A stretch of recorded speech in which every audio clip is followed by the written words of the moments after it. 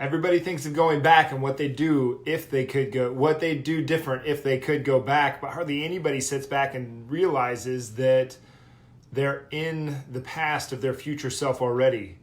This gives you massive opportunity, and the reason that I'm thinking about this is because I'm putting some of the, I'm reading through the latest draft of my book, and I'm about done with it, and I'm like on the last 2% probably of being done with this thing, and I'm reflecting on like what actually made me write this, what got me to where I am, and why the obsession with strength and conditioning and health and all this stuff, and that's what's coming on my mind right now. Is everybody thinks of this thing like, oh, if I could go back, what would I do? And what would I do athletically if I could go back with the knowledge that I have now? If I could go back, what would I change? If I could go back, even without the knowledge that I have now, what could I have done different if I just would have believed in myself a little bit more, or whatever the thing is for you? But everybody thinks what they'd do if they could go back in time, but no one realizes that right now you're already in the past of your future self. So that means start now.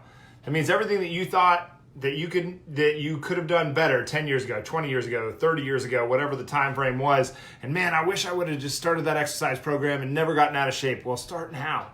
Start now. Everybody thinks of what they could do in the past, or this, or the ripple effect. Maybe even that's another way to think of this, is like the ripple effect of if we had a timeline that started right now and we push that ripple effect and what it would cascade into in the future.